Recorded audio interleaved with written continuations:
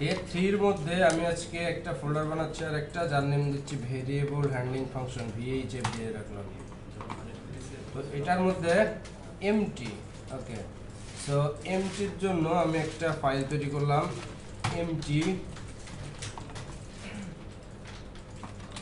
একটা variable define করলাম যার মধ্যে অনেকগুলো স্পেস দিলাম নাকি। সো আমি একটা এমটি ভেরিয়েবল ডিফাইন করলাম, তাই না? Okay, so empty variable define করলাম আর বলতেছি যে echo my name is $var। এটা যদি দিই আউটপুটে কি আসবে? সো আমি জাস্ট আউটপুটটা দেখি একটু। আউটপুটে কি আসবে বলেন তো? মাই নেম ইজ এর পর স্পেস আসবে নাকি কিছু আসবে না, ফাঁকা? সো এমটি, তো মাই নেম ইজ ফাঁকা আসতেছে, তাই না? এখন মনে করেন যে আমি এখান থেকে দেখতে পাচ্ছি যে এর মধ্যে কিছু নাই তাই ফাঁকা, কিন্তু কোনো একটা সময় তো হবে এরকম যে আমি একটা টেবিলের মধ্যে আমার নামের ইনফরমেশনগুলো শো করাইতেছি, মানে আমার ইনফরমেশনগুলো শো করাইতেছি। তো এইখানে কিছু কোড লেখা আছে, এরকম এমটি না। সো যেই কোডের কারণে আমার নামটা হয় ফর্ম থেকে এসে এই $var মধ্যে ঢুকবে, অথবা মনে করেন ডাটাবেস বা কোনো একটা এক্সটার্নাল জায়গা থেকে এসে এখানে ভ্যালুটা অ্যাসাইন হবে। তো এই মুহূর্তে আমি দেখতে পারতেছি এখানে কিছু নাই, যার ফলে আমি বলতে পারতেছি যে আসলে এখানে কিছু শো করবে না। বাট যখন এখানে আমার একটা কোড ব্যবহার করা হবে, কোড, যখন আমার এখানে কোড থাকবে কোনো ডাটাটা আসার জন্য, তখন তো আমি দেখতে পারবো না অ্যাকচুয়ালি আউটপুটটা কি, যে এখানে কোনো ভ্যালু আছে কিনা। তো সেই মুহূর্তে আমি এইভাবে প্রিন্ট করে দিলাম যে মাই নেম ইজ $var, কারণ আমি জানি এখানে যে কোডটা লেখা আছে তার কাজ কি, ডেটা এনে এখানে বসানো। তো এমন অবস্থায় আমি যখন প্রিন্ট করে আমার আউটপুট দেখতে পারতেছি না, তখন তো আমার মাথা খারাপ যে আসলে কি আমি কোড লিখছি এখানে ডেটা আনার জন্য, ডেটা আসছে না, আমার এখানে শো করে না।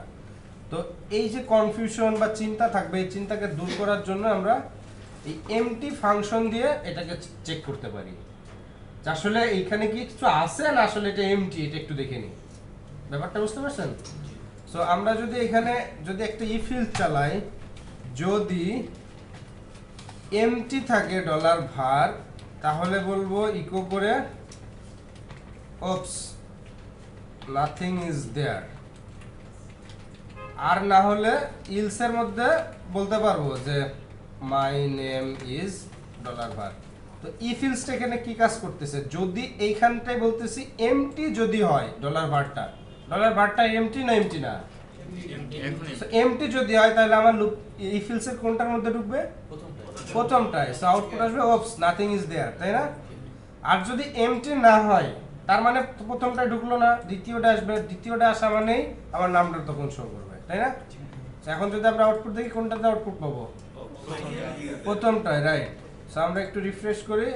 সো মাই নেম ইজ আসতেছে এটা উপরের আউটপুটটা, এই যে এই লাইনের জন্য, এই লাইনটা আমরা কমেন্টিং করে দিলাম। এখন যদি রিফ্রেশ করি নাথিং ইজ দেয়ার, তো নাথিং ইজ দেয়ার। এখন এখানে যদি কিছু একটা বলি, এখন কি আউটপুট আসবে? মাই নেম ইজ গুগল। তো তাহলে আমরা এটাকে এক প্রকারের ভ্যালিডেশন করে ফেললাম যে এমটি থাকলে এক জিনিস দেখাবে, এমটি না থাকলে আরেক জিনিস দেখাবে, তাই না?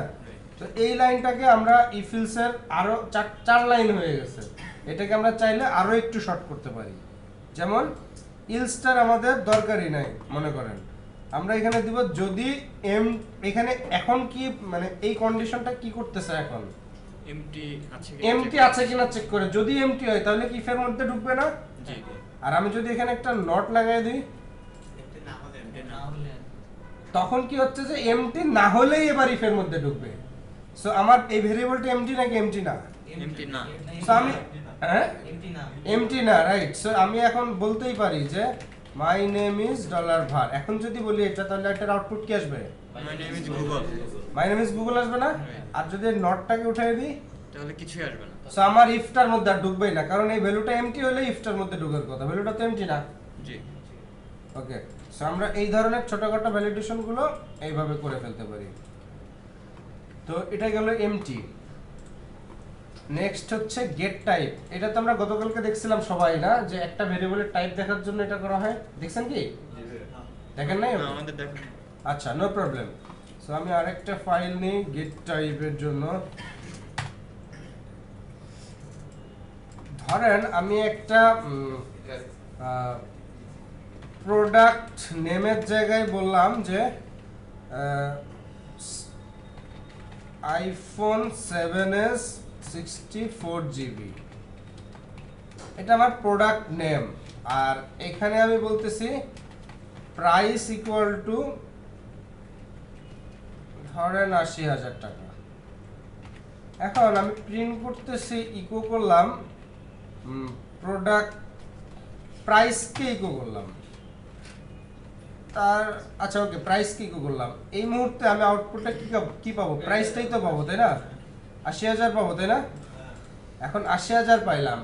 মনে করেন আমি লিখছি প্রাইসকেই আউটপুটে দেখার জন্য, প্রাইসটাকে আমি আউটপুটে দিছি। মনে করেন আমার এক্সপেকটেশন চাই, আমার এখানে আসা উচিত ছিল আইফোন 7s 64GB, এটা আসা উচিত ছিল। মানে কথা হচ্ছে যে আমার আউটপুটে তো আমি যা কোড লিখছি প্রাইসই আসবে, তাই না?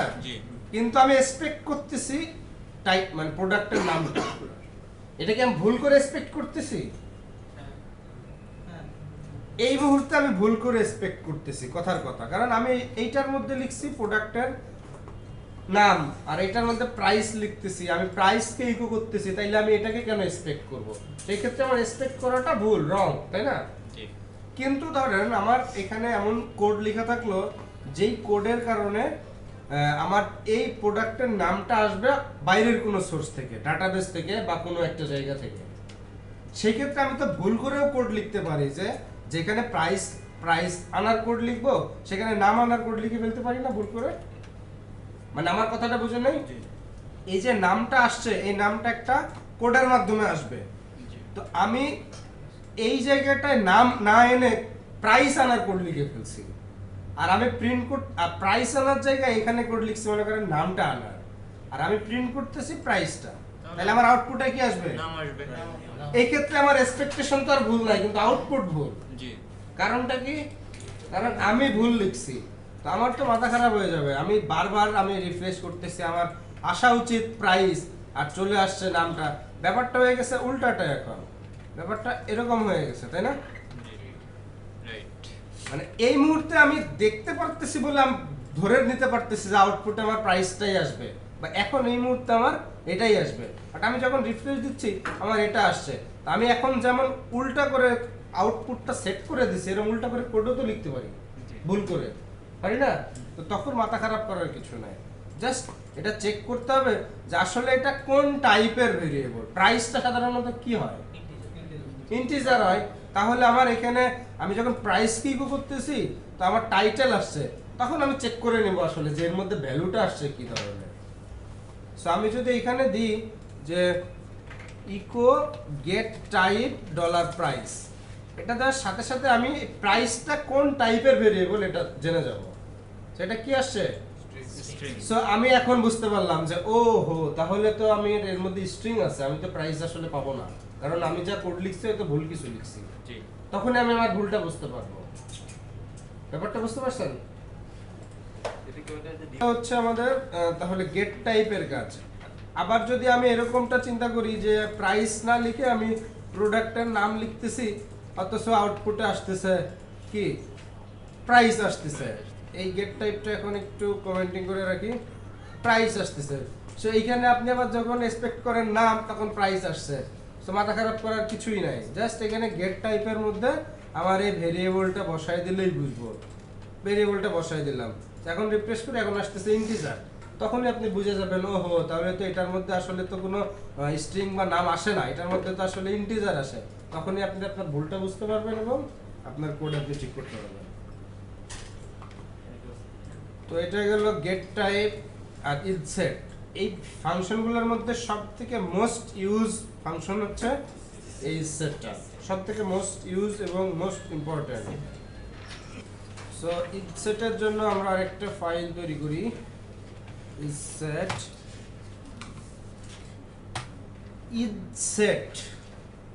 ইজ সেট, এটার মিনিংটা আসলে কি দাঁড়ায়? ধরেন নেম ইকুয়াল টু দিলাম গুগল নেক্সাস, এই নেমটা সেট নাকি সেট না? সেট বলতে বোঝানো হচ্ছে অ্যাসাইন করা হয়েছে কিনা ভ্যালু, ভ্যালু অ্যাসাইন করা হয়েছে নাকি আনডিফাইন্ড? অ্যাসাইন করা হইলেই সেট, না হইলেই আনডিফাইন্ড। পার্থক্য আছে, আমি বলতেছি এখনই আসবে। তো দেখেন আমি নেমকে একটা ভ্যালু দিয়ে অ্যাসাইন করলাম, তো আরেকটা ভ্যালু দিয়ে অ্যাসাইন করতেছি, নেম না দিয়ে আবার এখানে দিলাম একটা ধরেন প্রাইস দিলাম। প্রাইস কত দিলাম? যদি আমি বলি ৮০,০০০ টাকা দিছি, মানে আমি একটা কোড লিখে রাখছি, এর ধরুন আমার প্রাইসটা এখানে এসে বসবে, তখন তো আমি বলতে পারবো না নাথিং, আমি তখন জেনে নেব যে আমার প্রাইসটা থেকে আসছে কোনো না কোনো জায়গা থেকে। তো এখন এই মুহূর্তে প্রাইসটা আমি দেখতে পাচ্ছি যা, তাতে বলেন প্রাইসটার মধ্যে কি ভ্যালু আছে? এমটি না? ওকে, তো আমি যদি চেক করি যে ইজ সেট ডলার প্রাইস, আর যদি ইকো করি যদি ডলার প্রাইসটা সেট হয় তাহলেই আউটপুট আসবে, তাই না? ওকে, সো ইফটা লাগাইনি একটু, যদি ইজ সেট হয় ডলার প্রাইস তাহলে ইকো করো ডলার প্রাইস, আউটপুটে কি আসবে বলেন তো? মানে আবার ইফ কোডটা কাজ করবে নাকি কাজ করবে না? কাজ করবে কিন্তু প্রিন্ট আসবে না, ইকো হবে না, কারণ কিছু নাই তো। আমার প্রাইসটা সেট নাকি সেট না? সেট না, এটা কি আনডিফাইন্ড? জি না, এটা সেট। ডিফাইন করো তো। এটা set. Is it defined or undefined? Define. Defined means set. This is empty but this is set value. কি দিয়ে set? So আগেই একদিন বলছিলাম যে empty একটা ভ্যালু, জি empty দিয়ে set, কিন্তু তাহলে is setটা কি কাজ করবে না কাজ করবে? কাজ করবে। ইফটা কাজ করবে, কিন্তু আউটপুটে কিন্তু কিছুই আসবে না। আমরা অন্য ফাইল রিফ্রেশ করছি, আমরা যদি আমাদের ইনসেট ফাইলটা রান করাই, আউটপুটে কিন্তু কিছুই আসছে না।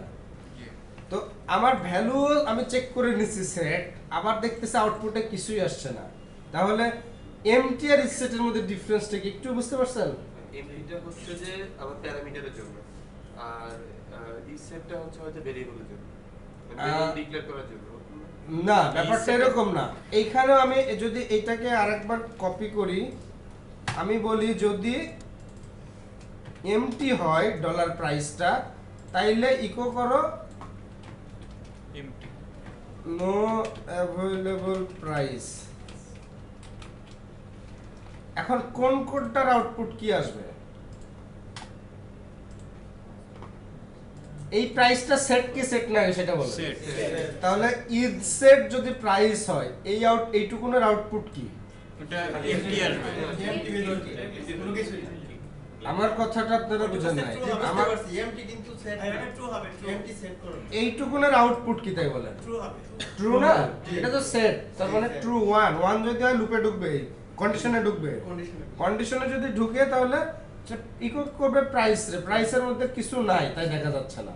এইটুকুন পর্যন্ত আমরা একমত। জি সেকেন্ডটাতে এসে যদি দেখি এমটি যদি হয় প্রাইস, তখন কিন্তু আবার সে লুপের মধ্যে ঢুকছে, তখনও লুপের মধ্যে ঢুকছে না, লুপের মধ্যে ঢুকছে এবং এইটা প্রিন্ট করতেছে। এখন আমার তো প্রোডাক্টের যখন আমি লিস্ট দেখাচ্ছি তখন তো প্রাইস দেখাবোই, তখন কি আমি চেক করব যে এমটি হইলে এখানে আমি প্রাইস দেখাবো, যে এমটি হইলে প্রাইসটা দেখাও, ওই মধ্যে তো এমটি থাকবে না। না, ভেরিয়েবল কি এমটি থাকবে? প্রাইসের ভেরিয়েবল ভ্যালু থাকতে হবে না? আমি কি তখন এমটি দিয়ে চেক করব? না ইজ সেট। তাহলে ইজ সেট দিয়ে চেক করব, এখন ইজ সেটেও তো এমটি আছে, তাহলে তখনও তো সে তার মধ্যে ঢুকে যাচ্ছে, প্রাইস আউটপুট দিচ্ছে না। এই ক্ষেত্রে আমি কি চেক করব? তখন এমটি চেক করব, তখন নট এমটি কিনা দেখব, যেটা আগে এমটি আর নট এমটিতে দেখাইলাম। সো নট এমটি কিনা, ইজ সেট আমরা চাইলে এটা এই লাইনেও করতে পারি যে ইজ সেট মানে নট এমটি যদি হয় তখনই সেটার মধ্যে ঢুকবে। এখন এইটাকে যদি আমরা এক লাইনে করি যে ইজ সেট হতে হবে এবং সেটা এমটি না হইতে হবে, তাহলে কিভাবে করব? If is set dollar prize, ওই যে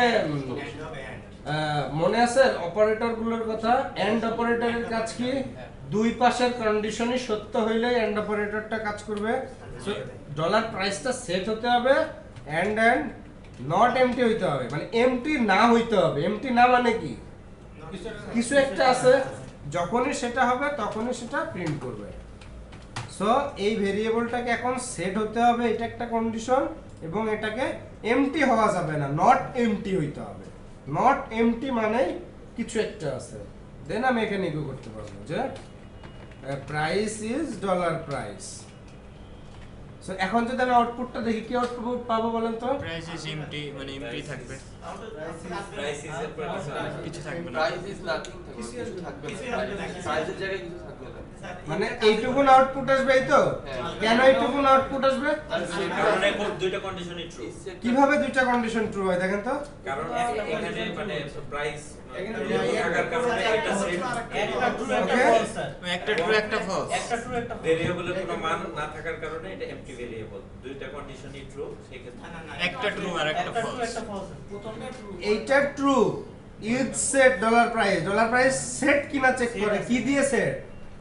এমটি দিয়ে set। আর পরের কন্ডিশনে বলতেছে এমটি হওয়া যাবে না।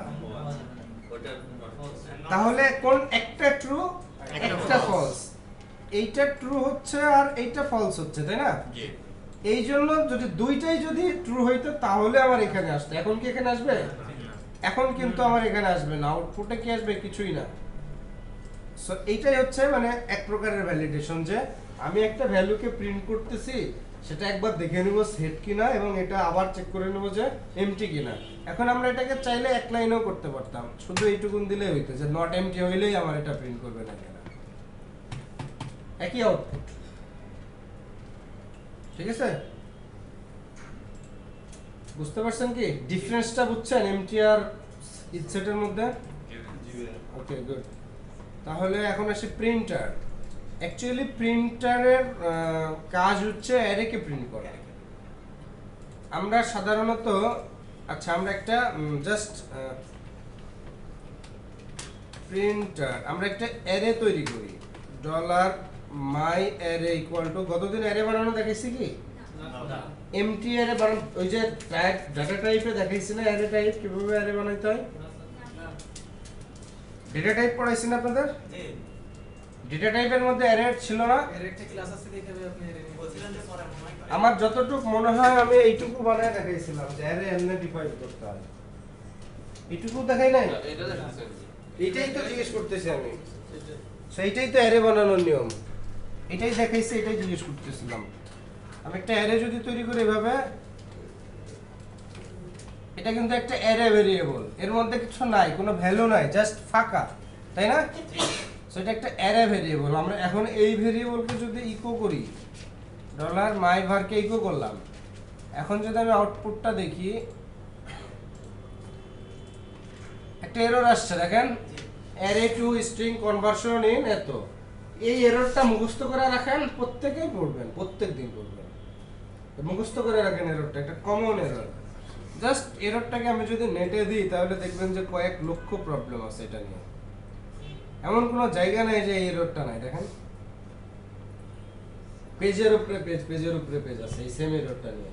সো এটা একটা কমন এরর, এররটা থাকবে।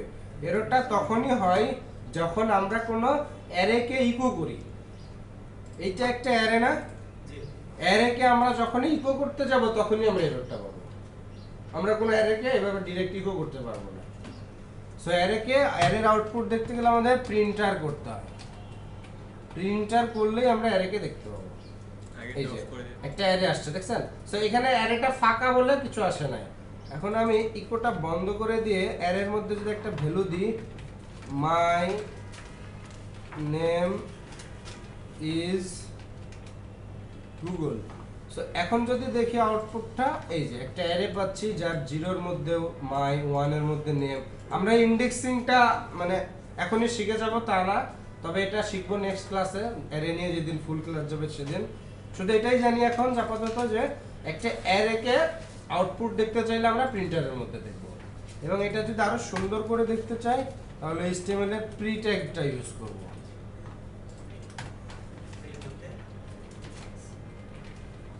So, এখন এটাকে একটু সাজায় দিবে ভ্যালুগুলোকে। সো আপনাদের সম্ভবত নেক্সট ক্লাস আছে পুরো অ্যারে নিয়ে, তাই না? ওকে, সো নেক্সট দিনই আমরা অ্যারে নিয়ে ডিটেইলস আরো আলাপ করব। এরপরে কোনটা আছে? সিরিয়ালাইজ। আচ্ছা, সিরিয়ালাইজটা হচ্ছে সিরিয়ালাইজের সাথে আবার অ্যারে জড়িত। আমরা একটা সিরিয়ালাইজ ফাইল খুলি। প্রিন্টারের মধ্যে যে অ্যারেটা ছিল এই অ্যারেটাকে আমরা কপি করে সিরিয়ালাইজ ফোল্ডার বানিয়ে ফেলছিলাম। সিরিয়ালাইজ। সো এইখানে আমরা অ্যারেটাকে প্রিন্ট করলাম আর বলতেছি ইকো সিরিয়ালাইজ $myArray। আপনারা এরকমই তো একটা एग्जांपल করছেন, তাই না? সো এইটাকে যদি আমরা রিফ্রেশ করি আউটপুট কি পাবো? আউটপুট একটা পাইছি, তাই না? এটা দেখে কিছু বুঝতে পারতেছি? কিছু বোঝা যাচ্ছে না, বাট আমরা যদি এটা টাইপ কি, কোন টাইপের ডাটা, এটা ইন্টিজার নাকি ফ্লোট না ডাবল না স্ট্রিং? স্ট্রিং কিভাবে শিওর যে আমরা এটা স্ট্রিং? ক্যারেক্টার আছে। এরকম আউটপুট পান নাই সিরিয়ালাইজে? আচ্ছা, নো প্রবলেম। এখন আমি যদি এটা কোন টাইপের ভেরিয়েবল তাই বলেন? এটা তো একটা ডেটা টাইপ আছে, এটা কোন টাইপ সেটা? অ্যারে না? তো আমরা এটা গেট টাইপ দিলেই পেয়ে যাব eco get type $myArray। So এটাকে যদি রিফ্রেশ করি, অ্যারে না, অ্যারে পাচ্ছি, ওটা কিন্তু একটা অ্যারে। ওইটা যদি অ্যারে হয়, এইখানে একটা ব্রেক ইউজ করি সুন্দর করে আউটপুটটা নিচে আনার জন্য। সো এখানে আবার আমি কি করলাম, গেট টাইপ ডলার, এই সিরিয়ালাইজেশনটাকে ইকো না করে আমি একটা ভেরিয়েবলে রাখতে চাই, after serialize. So after serialize ভেরিয়েবলের থেকে আমি কপি করে গেট টাইপের মধ্যে বসাই ইকো করলাম। এখন যদি আউটপুট দেখি, দেখেন প্রথমটার কি আর দ্বিতীয়টা, তাহলে কি ঘটছে ঘটনাটা? অ্যারেকে স্ট্রিং এ কনভার্ট করতেছে। অ্যারেকে স্ট্রিং এ কনভার্ট করছে। এর মধ্যে স্ট্রিং এ রাখা হয়েছে। অ্যারের মধ্যে স্ট্রিং রাখা হয়েছে, ব্যাপারটা এরকম না। এই myArr এটা কি ছিল? মানে অ্যারে ভেরিয়েবল। সেটা তো আমরা দেখেই নিলাম গেট টাইপ দিয়ে, একটা ভেরিয়েবল যার টাইপ হচ্ছে অ্যারে। তো আমরা এটা দিয়ে দেখে নিলাম না গেট টাইপ দিয়ে, এটা ছিল একটা অ্যারে।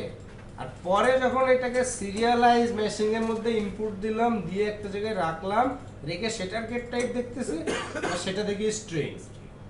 সো অ্যারে থেকে স্ট্রিং এ কনভার্ট করে ফেললাম। তাহলে অ্যারেতে কি থাকে? স্ট্রিং। অ্যারেতে কয়টা ডেটা থাকে? দুইটা থাকে। দুইটা, অনলি দুইটা? অনেক থাকতে পারে। কয়টা? তুমি ধরো দেখতে পারো। আমি সেটা জিজ্ঞেস করি, আমি বলতেছি অ্যারেতে কতগুলো ডেটা থাকে? আমি যতগুলো রাখবো অনেকগুলো যতগুলো রাখবো, দ্যাট মিন্স একের অধিক, একাধিক। তাহলে একাধিক, এক একটা ডাটাকে আমরা এক জায়গায় করে একটা স্ট্রিং বানাই ফেলছি। কি সম্ভব? বুঝতে পারছেন? এখন এই যে আফটার সিরিয়ালাইজ ভ্যালুটাকে যদি আমরা ইকো করি নিচে, ইকো করলাম আফটার সিরিয়ালাইজকে, আউটপুট দেখেন এইটা, এই যে এইখান থেকে শুরু করে এইটুকু। সো এখান থেকে বলতেছে একটা অ্যারে যার 4টা ভ্যালু আছে, ইনডেক্স 0-তে আছে হচ্ছে কিছু একটা, 2-তে আছে কিছু একটা, এরকম সে ভ্যালুগুলোকে সিরিয়াল করে সাজায় রাখছে, সাজায় মানে জাস্ট স্ট্রিং এ কনভার্ট করে রাখছে। এখন বলেন তো এইটার আমাদের বাস্তব ব্যবহারটা কোথায় হতে পারে? অনেকগুলো ডাটাকে এক জায়গায় কনভার্ট করে রাখা, এরকম একটা বাস্তব एग्जांपल চিন্তা করেন তো। অনেকগুলো ডাটা থাকে। আমাদের ডেভেলপমেন্টের নিড কোন জায়গাটা এটা ব্যবহার আসতে পারে একটু চিন্তা করে বলেন দেখি। তো সিরিয়ালাইজ ঠিক এইভাবে যখন আমি ডেটাবেজে রেখে দিলাম, ডেটাটা এইভাবেই থাকলো, তখন আমি আবার এটাকে ঠিকমতো দেখতে চাই, তখন কি করতে হবে? সিরিয়ালাইজ ডাটাকে আনসিরিয়ালাইজ করতে হবে। সো সিরিয়ালাইজ যেটা ছিল, এটা আফটার সিরিয়ালাইজ, এটাই তো আমার সিরিয়ালাইজ ডাটা, তাই না? সো এটাকে যদি আমি এখন আনসিরিয়ালাইজ করি, আফটার আনসিরিয়ালাইজ, এটার মধ্যে দিলাম আনসিরিয়ালাইজ ফাংশনের মধ্যে আফটার সিরিয়ালাইজটাকে দিলাম, মানে আফটার সিরিয়ালাইজ করার পরে যেটা ছিল সেইটাকে আবার আনসিরিয়ালাইজের মধ্যে ঢুকাইলাম, ঢুকায় যেটা হলো সেটা আমি আফটার আনসিরিয়ালাইজের মধ্যে রাখলাম। এখন যদি আমি আফটার আনসিরিয়ালাইজকে আবার গেট টাইপ দেখি,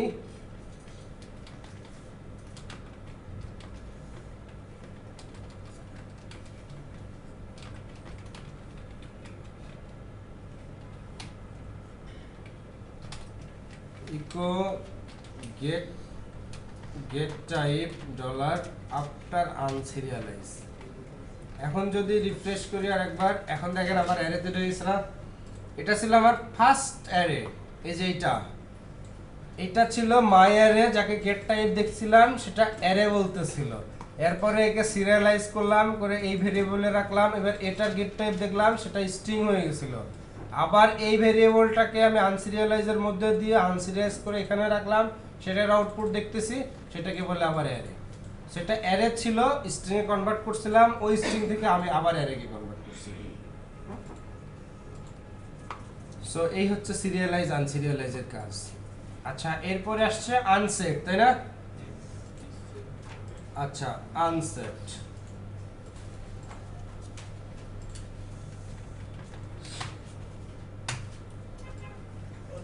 সো আমি একটা ভেরিয়েবলের মান সেট করলাম $var = 10, আমি ইকো করতেছি $var, এরপর বলতেছি আনসেট $var, তারপরে আবার বলতেছি ইকো $var।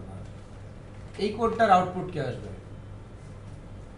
শেষানিকের জন্য হচ্ছে একটা আসবে যে টোটাল আউটপুটটা বলেন, 5 লাইনকে ডিবাগ করেন, করে আউটপুটটা বলেন।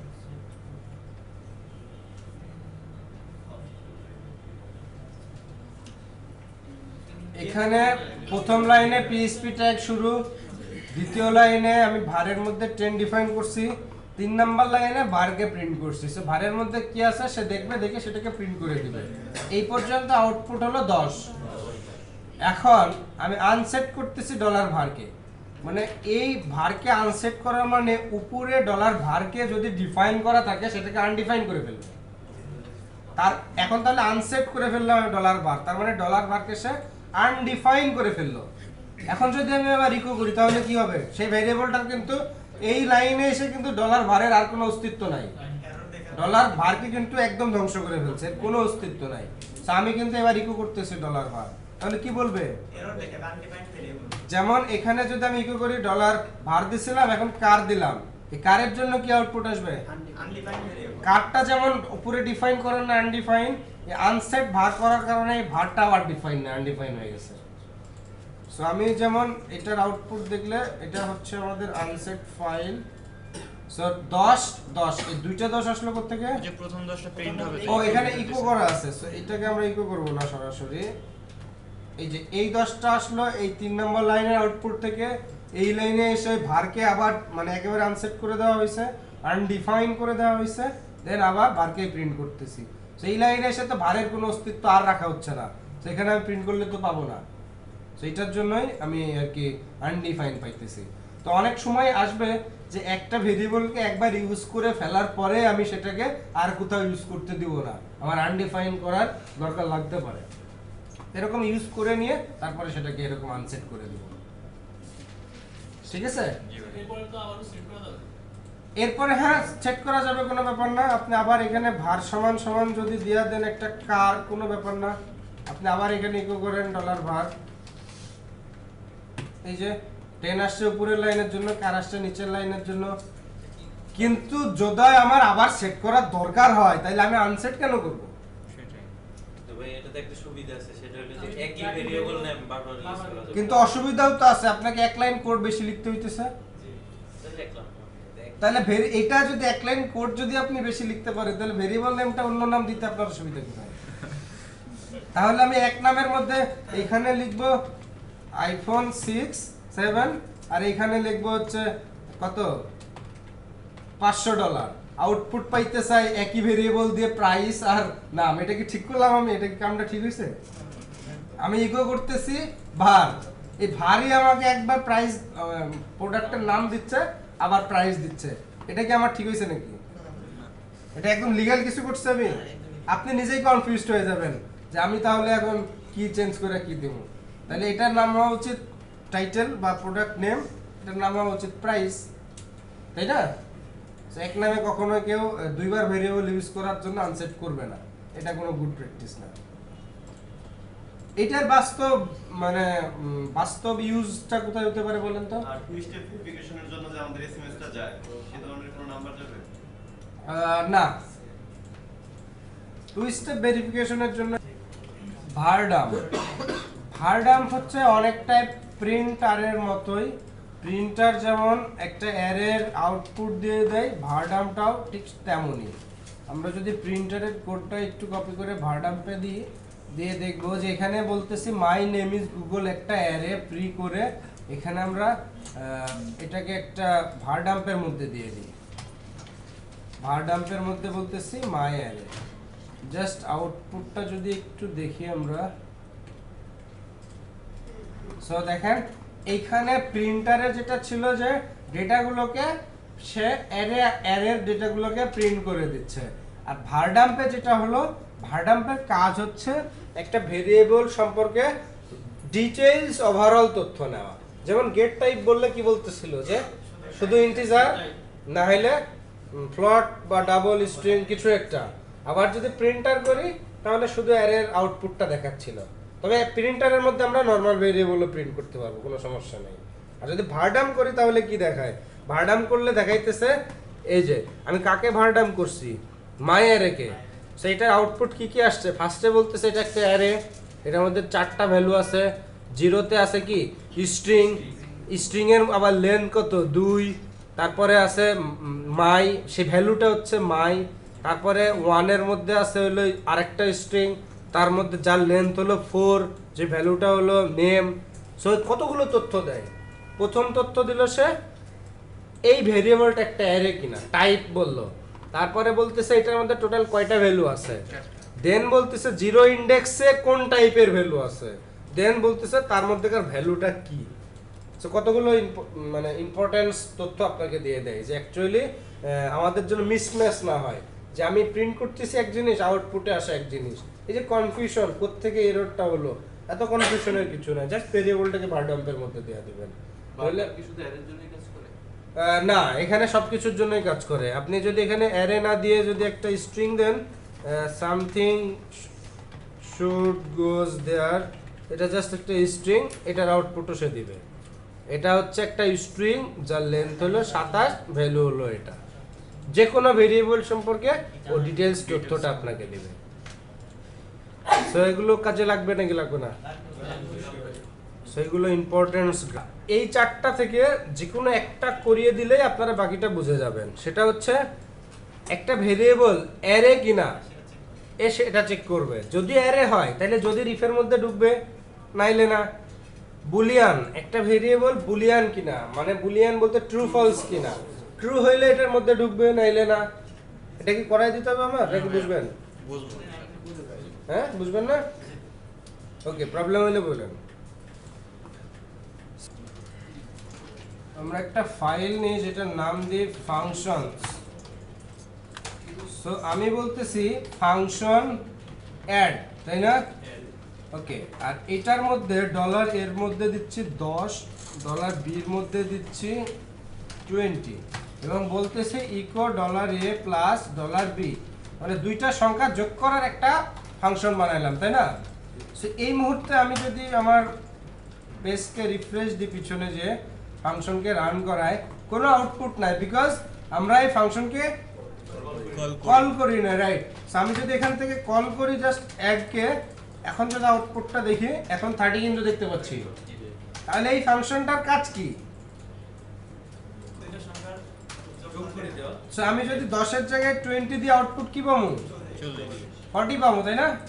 সো আউটপুট অলওয়েজ 40 পাচ্ছি। আমার কল যা করা আছে আছে, আমি যদি 30 দিই 50 পাবো।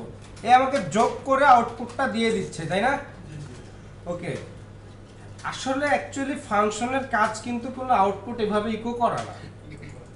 ফাংশনের কাজ হচ্ছে সে একটা কাজ করবে, যে কাজ করে রেজাল্টটা মানে রিটার্ন করে তার কাছেই নিয়ে যাবে যে তাকে কল করছে। বুঝাইতে পারছি? বুঝেন নাই? আচ্ছা, তাহলে এটা যদি একটা এরকম এক্সাম্পলের সাথে চিন্তা করি যে আমি বুয়াকে বললাম আমার জন্য খিচুড়ি রান্না করতে, রান্না করে আমার রুমে নিয়ে আসতে। তাহলে সে কি করবে? খিচুড়ি রান্না করবে, করে কি রান্না করে খেয়ে আসবে নাকি রান্না করে থুয়ে আসবে? এইখানকার আউটপুটটা যেটা করছি রান্নাঘরেই খেয়ে ফেলেছে বা রান্নাঘরেই থুয়ে দিছে, এরকম কিছু একটা আউটপুট। বাট যে বলবে করতে তার কাজ পর্যন্ত ওই প্রসেসকৃত ডাটাটা নিয়ে যেতে হবে। এটাই হচ্ছে ফাংশনের কাজ। মানে ফাংশন একটা কাজ করবে, করে তার একটা আউটপুট সে রিটার্ন করে নিয়ে চলে যাবে কার কাছে? যে তাকে কল করছে। সো এখান থেকে যদি আমরা রিটার্ন করি এটাকে, তাহলে আউটপুট কি হবে বলেন তো?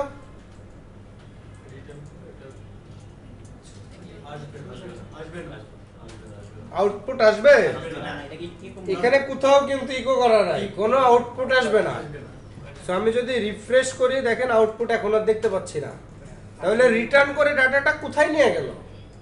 ওটা যদি একটা ভেরিয়েবল মতো রাখি বা এটা কি অ্যাড ফাংশনে যে কল করছি এটা কি করতে হবে? সো আমরা অনেকে যারা আগে করছি তারা মোটামুটি বুঝতেছি, অনেকে একদমই বুঝতেছি না। ব্যাপারটা হচ্ছে এ রিটার্ন করে ঠিক এই জায়গাটাতেই নিয়ে আসছে। যখনই আমি অ্যাড ফাংশনকে কল করলাম, করার পরে এ যখন কোনো কিছু রিটার্ন করে, ও রিটার্ন যখন করে তখন আমার এইটুকু এরকম মুছে যায়, যে যা রিটার্ন করে, মনে করেন 50 রিটার্ন করবে, এখানে 50 চলে আসে এরকম। ব্যাপারটা এরকম। ব্যাপারটা কি বুঝতে পারছেন? আপনি বুঝতে পারছেন? মানে যেখান থেকে ফাংশন কল করা হয়, ঠিক যখন রিটার্ন করে ভ্যালুটা আইসে কল করার জায়গাটা রিপ্লেস হয়ে যায়। ঠিক না? এটার আমরা একটু প্র্যাকটিক্যাল দেখি। আমরা অ্যাড করার আগে, অ্যাডের আগে যদি এখন ইকো দিই তাইলে দেখতে পাবো জিনিসটা। সো এখন যদি রিফ্রেশ করি, এই যে এখন 50 পাইতেছি। ব্যাপারটা বুঝতে পারছেন? আরো যদি ক্লিয়ার হইতে চাই, আমরা অ্যাডকে একটা ভেরিয়েবলে রেখে দিলাম, মনে করেন যে আউটপুট ইকুয়াল টু অ্যাড। তাহলে আমি অ্যাড ফাংশনকে কল করতেছি, এই অ্যাডের কাছে আসলো, এটার মধ্যে ঢুকলো, দেখলো এর মধ্যে 20, বির মধ্যে 30, দুইটা যোগ করে সে রিটার্ন করে দিল। দ্যাট মিনস এটার যোগ করার যে আউটপুট, ওই আউটপুটটা এসে এইটুকু মুছে যে এইখানে বসে গেল। ব্যাপারটা এরকম কাজ করতেছে। বুঝতে পারছেন? যদি এখানে বসা যায়, দ্যাট মিনস আউটপুট ভেরিয়েবলের মানটা অ্যাসাইন হয়ে গেল। তখন আমরা যদি এখান থেকে আরো একবার কল করি অ্যাড, এবং এটা যদি ইকো করি আউটপুটের মান হিসেবে, ডলার আউটপুটের মান হিসেবে, তাহলে কি দেখতে পাবো? রিফ্রেশ করলে সেম আউটপুটটা পাচ্ছি। তার মানে আমরা যদি কোনো মেথড, কোনো ফাংশনকে যদি কল করি, করলে ওই ফাংশনটা যদি কোনো ভ্যালু রিটার্ন করে, সেটা এসে কল করার জায়গায় এসে বসে। আর সেটাকে যদি কল করে আমরা কোনো ভেরিয়েবলে রাখি, তাহলে রিটার্নকৃত ডাটাটা এখানে এসে বসা মানে ওই ভেরিয়েবলে অ্যাসাইন হয়ে যাওয়া।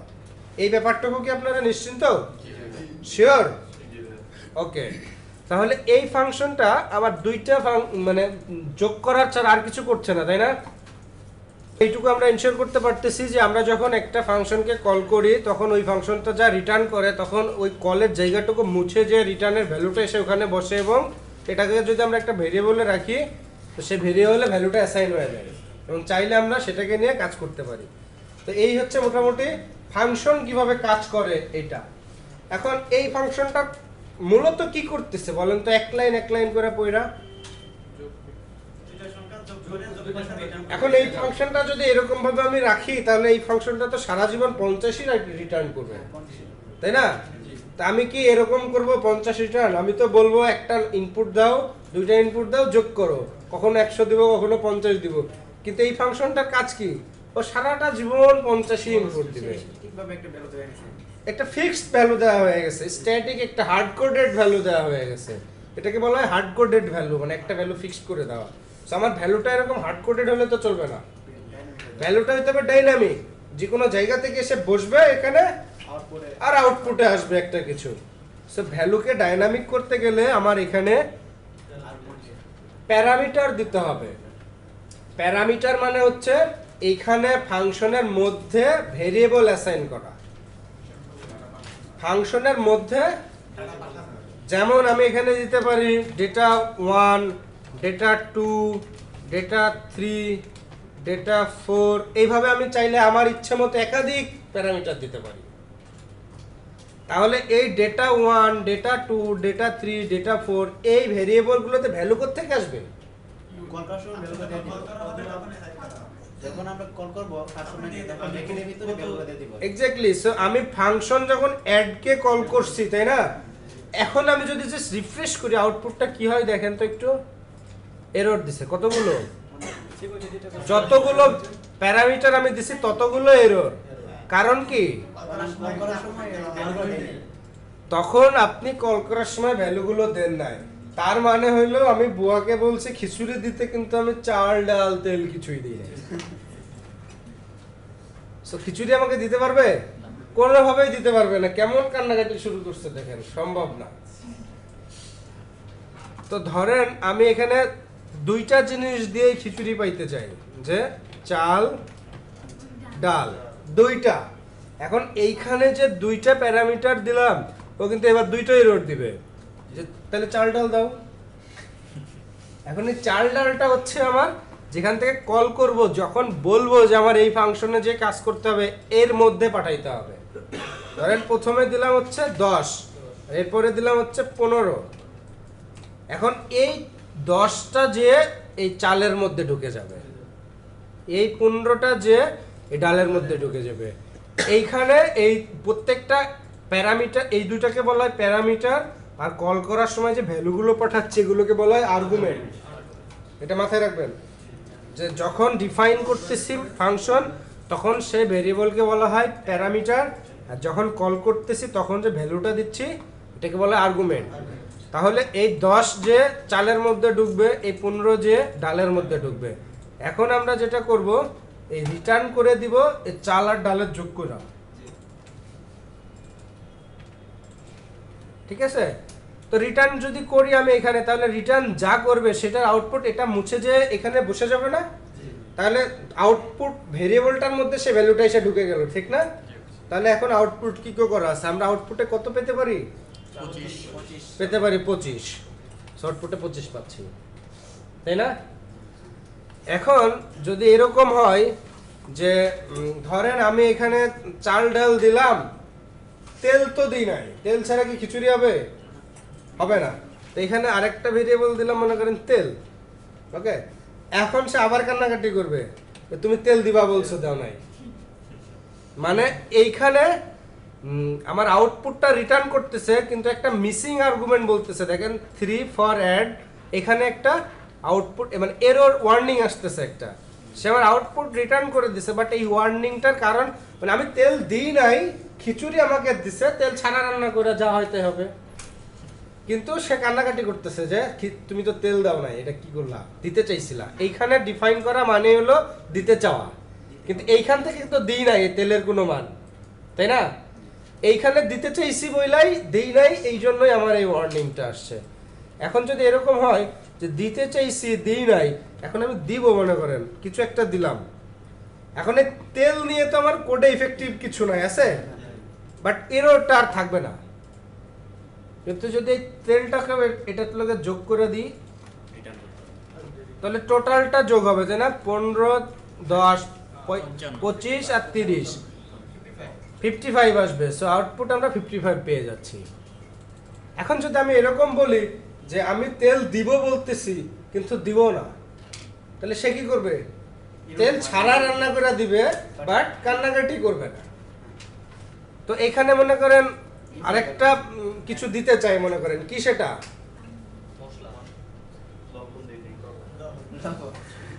আচ্ছা ঠিক আছে, লবণ। তো এখন এই লবণ আমরা দিতে চাইছি, এখন পর্যন্ত কিন্তু দেই নাই, তো কান্নাকাটি করবে, তাই না?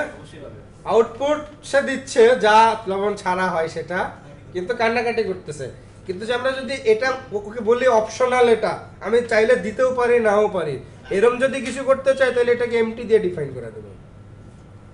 এটার মানে হলো এটা আমার অপশনাল, তুমি কান্নাকাটি করতে পারবা না আমি যদি নাও দিই, দিলে নিবা, না দিলে কান্নাকাটি করতে পারবা না। এখন দেখেন যদি রিফ্রেশ করে আর কোনো এরর থাকবে না।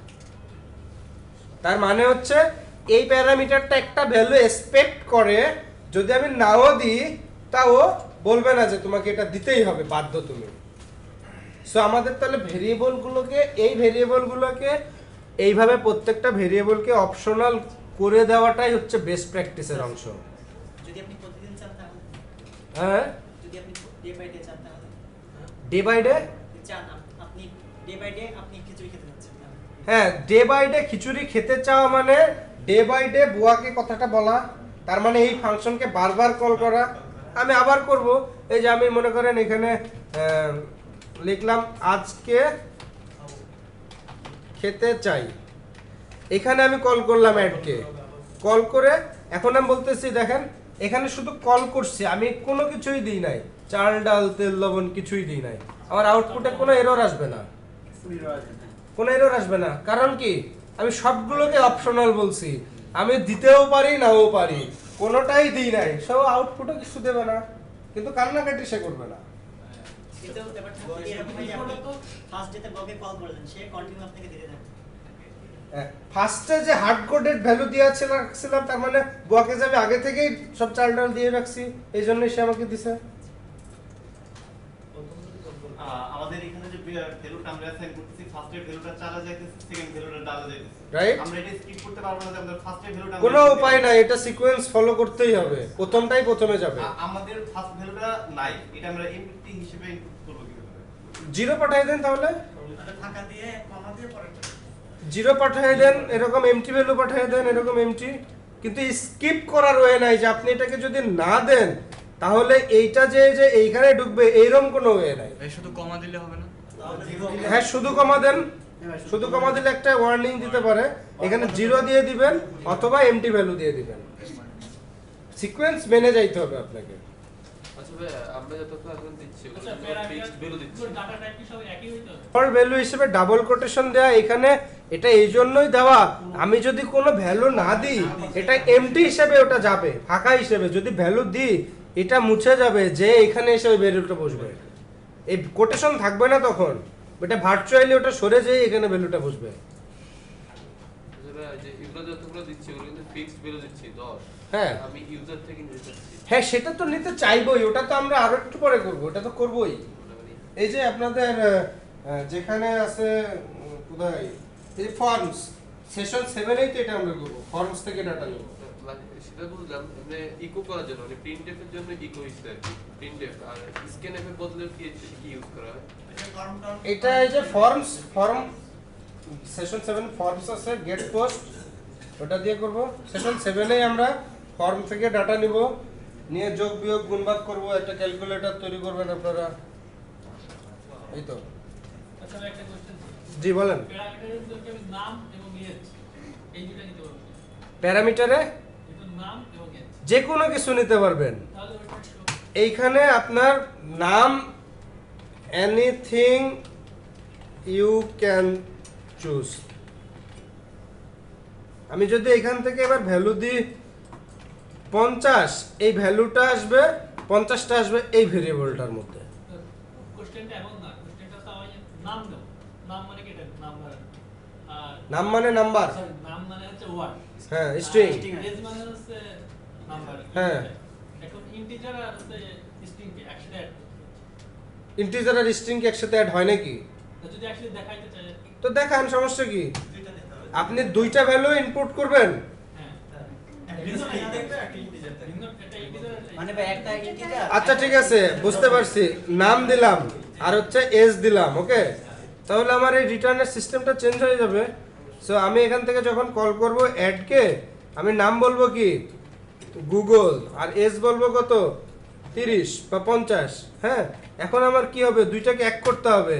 একটা ভেরিয়েবলে রাখলাম ইনফরমেশন নামে, সেখানে বলবো my name is $name and my age is কত $, তাই না?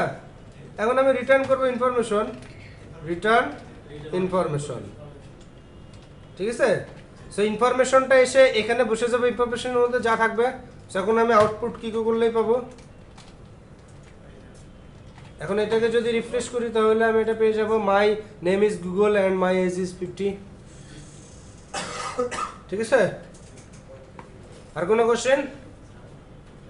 তাহলে আমাদের এখন একটা ইনফরমেশন যেমন ফিক্স তা না, আপনি যে কোনো কিছু নিতে কি পারবেন। সো এইটাকে যে কোনো কিছু নিতে পারবেন, সেটাকে রিটার্ন করতে হবে, সেটাই সেখানে বসবে, আউটপুট সেম থাকবে। বুঝতে পারছেন? আমরা এই পেজেই করি। আমাদের ফাংশনের নাম কি হবে? Function projector result. রেজাল্ট নামে আমরা একটা ফাংশন বানাইলাম, যার মধ্যে আমি কয়েকটা সাবজেক্ট নিব, তাই না? ম্যাথ, ইংলিশ, বাংলা, আর কি ফিজিক্স, আচ্ছা এগুলোই। সো এই সাবজেক্টগুলোকে আমি ইনপুট হিসেবে দিব যখন রেজাল্টকে কল করব তখন। 10, 20, 30, 40 চারটার আমি ইনপুট দিলাম। তাহলে এতক্ষণ যা করছি, রিটার্ন করছি যে ডলার ম্যাথ যোগ ডলার ইংলিশ যোগ ডলার বাংলা যোগ ডলার ফিজিক্স। তো এখন যদি আমি এটাকে যোগ করে আউটপুট যেটা রিটার্ন করবে, সেটাকে যদি একটা ভেরিয়েবলে রাখি, যে ভেরিয়েবলের নাম দিলাম টোটাল রেজাল্ট ইকুয়াল টু এত, এবং আমরা যদি এটাকে টোটাল রেজাল্টকে ইকো করি, তাহলে যা দিছি তাই পাবো। এটাই তো স্বাভাবিক, এই পর্যন্ত দেখছি না, তাই না? সো আমরা একটা ব্রেক ইউজ করি এইখানে।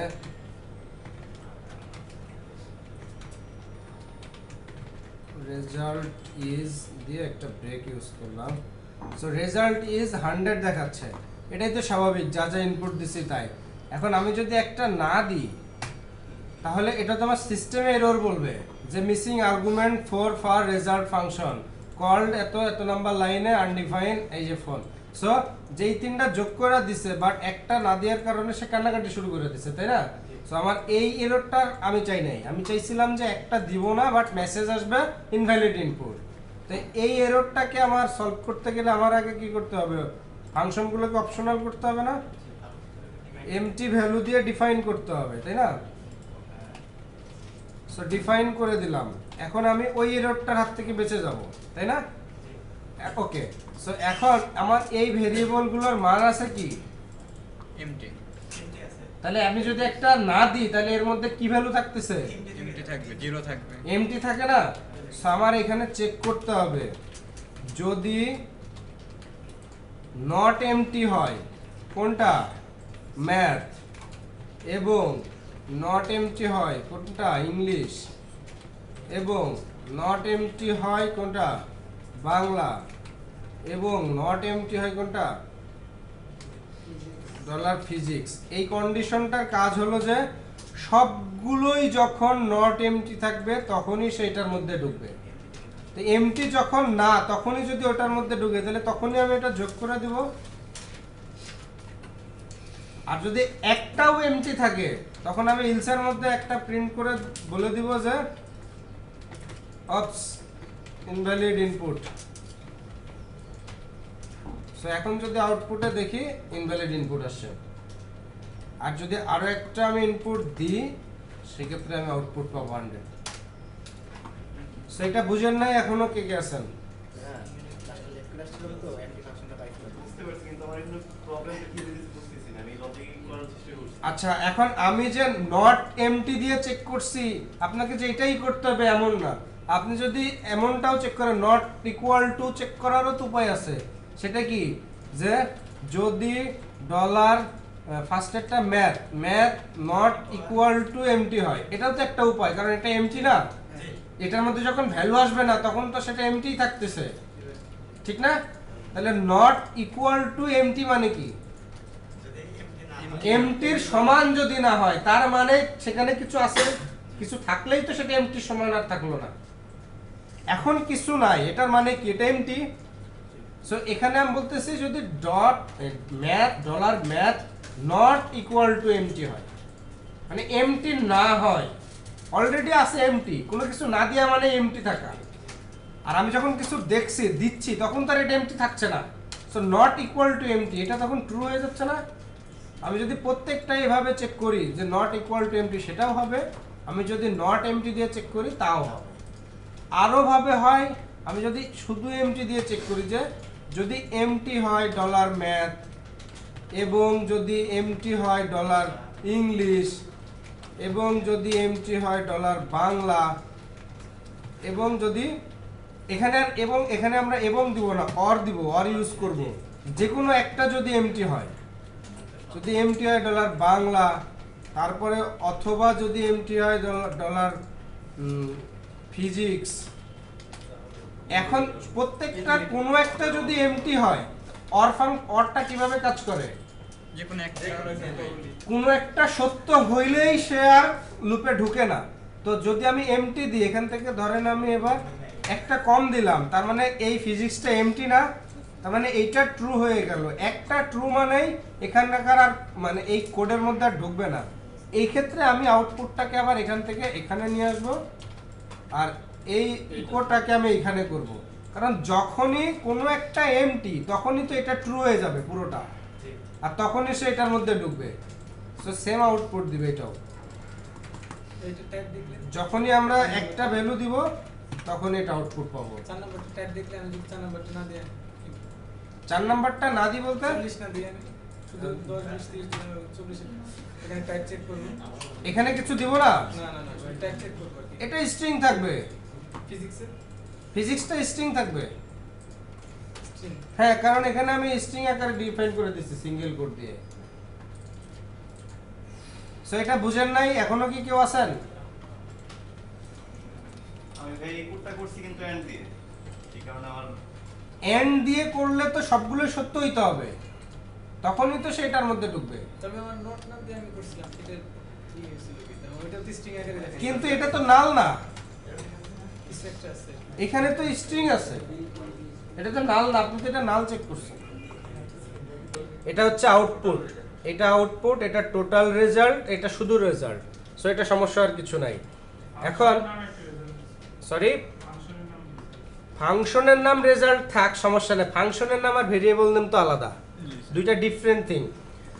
সো এখন আমি যেটা করি যে এখানে আমি সাম নামে একটা ফাংশন বানাইলাম, আমি আরো একটা ফাংশন বানাইতে চাই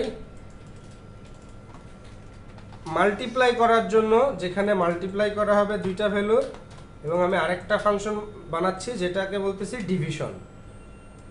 এখন তিনটা ফাংশন তিনটা কাজ করবে, তাই না? এখন আমি এখান থেকে মানে ধরেন আমি কিবোর্ড থেকে কোনো একটা ইনপুট দিচ্ছি, আমি চাই যে কোনো একটা ফাংশন কল করবে। যদি আমি গুগল দিই তাহলে কল করবে সামকে, যদি আমি মাল্টিপল মানে ইয়াহু দিই তাহলে কল করবে এমইউএল মাল্টিপ্লাই করার জন্য এই ফাংশনটাকে, যদি আমি বিং দিই তাহলে সে ডিভিশনের এই ফাংশনটাকে কল করবে। দ্যাট মিনস আমার ইনপুটের উপর ভিত্তি করে ফাংশন কলিংটা ডাইনামিক হবে, তাই না? সো আমি একটা ভেরিয়েবল ডিফাইন করি, এখানে একটা ভেরিয়েবল ডিফাইন করি, মাই ভার নাম দিলাম, এবং এখানে আমি বলে দিচ্ছি ফাংশনের নেমটা যে ধরেন আমি এখানে হার্ড কোডেড ইনপুট বসাইতেছি গুগল থেকে, মানে আমি এখানে যে সাম এবং এমইউএল ডিভ এই তিনটা ফাংশন বানাইছি, এই তিনটা ফাংশনের কোনো একটা নাম আমি কিবোর্ড থেকে ইনপুট নিব, ইনপুট যেটা নিব সেটাই আমার কল হবে, তাই না?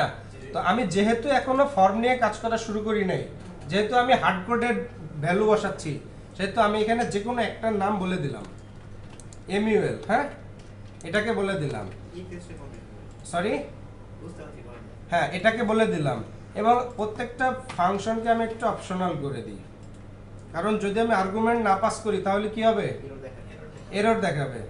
সো আমি জাস্ট সিম্পলি একটা আউটপুট দিয়ে দিই যে nothing to show.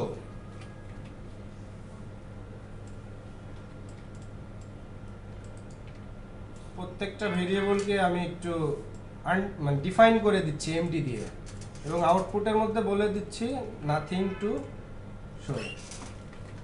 Okay, so আমার তিনটা ভেরিয়েবল ডিফাইন করা হয়ে গেছে। এখন আমি এখান থেকে রেজাল্টের মধ্যে সামকে কল করে দিচ্ছি, তাই না? সো এখানে আমি সামকে কল না করে আমি আমার ভেরিয়েবল নামকে কল করব, জাস্ট ভেরিয়েবল নামটা এখানে বসাই দিব। তাহলে এই ভেরিয়েবল নামের মধ্যে আমি দেখতে পাচ্ছি কি আছে, MUL আছে না। এখন এটা আমি এখানে হার্ড কোডেড বসাইছি বলেই এটা দেখা যাচ্ছে। সব সময় তো আমি এভাবে ফিক্স করে দিব না। যদি আমি ফিক্সডই করে দিই তাহলে তো আমার এইভাবে ডাইনামিক্যালি কল করার কোনো মানে হয় না। সো আমি ইনপুট নিব দুইটা ভ্যালু, বলবো যে একে যোগ করো, আমি অ্যাড লিখে দিব, মানে অপশন দিয়ে দিব যে অ্যাড মাল্টিপ্লাই বা কিছু, এবং সেই অপশন অনুযায়ী যে ভ্যালুটা এখানে আসবে সেই ভ্যালুটা এই ভেরিয়েবল অ্যাসাইন হচ্ছে, এবং এই ভেরিয়েবলটা আমি এখানে কল করতেছি সাথে ফাংশন আইকনটা ব্যবহার করে। সো আমি তিনটা আউটপুট তিন রকম দিই। Nothing to show from some method, এখানে লিখি nothing to show from multiply method, এখানে লিখি nothing to show from division method. So এখন আমি যদি রিফ্রেশ করি একটু, এখন কি আসতেছে, nothing to show from multiply method. এটার কারণ কি? এটার কারণ হচ্ছে আমার এই যে ভেরিয়েবল ছিল MUL, দ্যাট মিন্স ও এখানে MULটা বসাইছে। MULটা বসালে তারপরে একটা ফাংশন চিহ্ন আমি দিয়ে রাখছি, দ্যাট মিন্স MUL ফাংশনকে সে কল করছে, তাই না? আর MUL ফাংশনের মধ্যে লিখে আছে nothing to show from multiply method. That means এখন আমার ইনপুটের উপর ভিত্তি করে ফাংশন কলিংটাও ডাইনামিক হয়ে গেল। ব্যাপারটা বুঝেন নাই কে কে? একজনও নাই?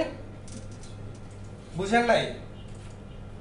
আচ্ছা, কোন জায়গায় বুঝেন নাই একটু আমাকে বলবেন? আচ্ছা, প্রথম থেকে আরো একবার একটু বলবো।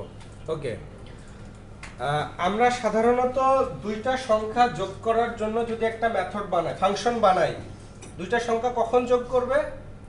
যখন আমরা ফাংশনটাকে কল করব। এখন আপনাকে যদি আমি বলি যে আপনি দুইটা সংখ্যা ফর্ম থেকে ইনপুট দিবেন এবং আপনি ড্রপ ডাউনে চুজ করবেন আপনি যোগ করবেন নাকি গুণ করবেন নাকি ভাগ করবেন, এই ক্ষেত্রে ফাংশন আপনার একটা থাকলো যোগের, একটা থাকলো গুণের, একটা থাকলো ভাগের। এখন এই ফাংশনটা যে আপনি যে চুজ করে দিলেন গুণ করার জন্য, সে যে গুণই করবে, এটা কিভাবে করবে?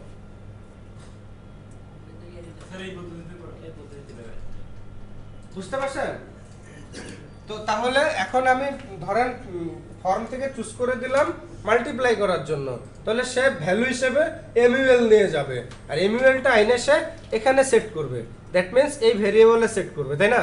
সো এই ভেরিয়েবলটাকে আমি এখানে বসাই দিচ্ছি সাথে ফাংশন চিহ্ন দিয়ে। এখানে যদি আমি MUL লিখে দিতাম তাহলে আমি দেখতেই পাচ্ছি কোন মেথডকে কল করবে, দেখতে পাচ্ছি না? কোন মেথডকে কল করবে? এই মেথডকে। সো আমি এটা ফিক্সড করে দিচ্ছি না, আমি এখানে মাল না দিয়ে $myvar দিচ্ছি। এখানে এইটা চেঞ্জ করে যদি আমি সাম দিই, আউটপুটটা চেঞ্জ হয়ে যাবে আমার, nothing to show from some method. So আমার ডাইনামিক্যালি কল করতে পারতেছি মেথডগুলোতে, কখনো এটা কখনো ওটা। ব্যাপারটা বুঝতে পারছেন এবার? ওকে, থ্যাংক ইউ বুঝতে পারার জন্য। ভ্যারিয়েবল ব্যবহারের স্কোপ দুইটা, দুই জায়গায় আমরা ভ্যারিয়েবল মানে দুই ভাবে ভ্যারিয়েবলকে ইউজ করতে পারি, একটা হচ্ছে লোকালি আর একটা হচ্ছে গ্লোবালি। এখন ব্যাপারটা এইভাবে এক্সাম্পল দিই, ধরেন গ্লোবাল কান্ট্রি বলতে কি বোঝায় আর লোকাল কান্ট্রি বলতে কি বোঝায়? লোকাল বলতে আমার নিজেরটা, গ্লোবাল বলতে ওয়ার্ল্ড ওয়াইড। সো আমরা আমাদের নিজের দেশে যেখানে ইচ্ছা সেখানে ঘুরে বেড়াতে পারি, কিন্তু বিদেশে যাইতে গেলেই একটা পাসপোর্ট লাগে। সো আমাকে একটা কিছু মানে নিয়ে যাইতে হয়, যার ফলে আমি বিদেশের কোনো না কোনো জায়গায় কোনো না কোনো দেশে ঢুকতে পারি। সো এইটা হচ্ছে দুইভাবে ব্যবহার করতে পারি আমরা, ভেরিয়েবলটাও সেরকমই। সো আমি যদি এইখানে একটা এই পেজের মধ্যেই করি, তাই না? ওকে, শেষে করলে একটু ঘেঁচামেচা লেগে যাবে। আমার একটা ফাইল তৈরি করি, ভেরিয়েবল স্কোপ। এখানে দেখেন আমি একটা ভেরিয়েবল নাম দিচ্ছি $test = 10, তাই না? এবং আমি একটা ফাংশন লিখতেছি যে ফাংশন মাই নেম। এই ফাংশনের মধ্যে আমি একটা ভেরিয়েবল ডিফাইন করতেছি টেস্ট = 20। এখন আমি যদি এটাকে ইকো করি $test দিয়ে, এটা আউটপুট কি আসবে কে বলতে পারবে? 10 আসবে, তাই না? কেন? সো এটার সাথে এটার কোনো সম্পর্ক নাই, তাই না? এটার সাথে এটার কোনো সম্পর্ক নাই, এটা হলো ফাংশনের ভিতরে আর এটা হলো ফাংশনের বাইরে। এখন আমি তাহলে এই যে ভেরিয়েবল, এটা হচ্ছে আমার গ্লোবাল ভেরিয়েবল, একে আমরা চাইলে যে কোনো জায়গায় ইউজ করতে পারি, চাইলে এই ভেরিয়েবলটাকে কিন্তু আমরা এই ফাংশনের মধ্যেও ইউজ করতে পারি। আমি যদি এখন বলি যে এখানে ইকো $টেস্ট, সো এখন একটা এরর ধরছে না, নিচের লাইনটা বন্ধ করে দিলাম, ঠিক আছে, এবং একটা রিফ্রেশ করি আমরা ওই পেজটাতে, যে সো কোনো আউটপুট নাই কিন্তু, এবং এখানে একটা এরর ধরে বসে আছে, আউটপুট নাই এবং এরর ধরে বসে আছে, বাট নিচের লাইনটা যদি আমরা দিই তাহলে আমরা একটা আউটপুট পাবো, তাই না, 10। সো এখানে যে আউটপুট পাচ্ছি না, বাট এররও কিন্তু দেয় না, আউটপুটটা পাচ্ছি না কেন, আমরা এটা না বললাম গ্লোবাল ভেরিয়েবল, কারণ এটাকে তো ফাংশনের ভিতরে আনতে হবে ভেরিয়েবলটা। রাইট। সো এই ভেরিয়েবলটা গ্লোবাল ভেরিয়েবল, এই ভেরিয়েবলটাকে আমরা যে কোনো জায়গায় ব্যবহার করতে পারবো, ঠিক পাসপোর্ট ভিসা দিয়ে। সো এটা যদি করতে চাই আমরা, আমাদের এখানে বলতে হবে গ্লোবাল $টেস্ট। এখন আসবে সো এখন যদি আমি নিচেরটাও বন্ধ করে দিই তাহলে আমি ফাংশনটা কল করতে হবে। ফাংশন কল করি নাই, সো আউটপুট কিভাবে পাবো, মাই নেম ফাংশনকে কল করলাম, মাই নেম ফাংশনকে কল করলেই না ইকোটা কাজ করবে, তাই না। সো ফাংশন কল করলাম, এখন 10 পাচ্ছি।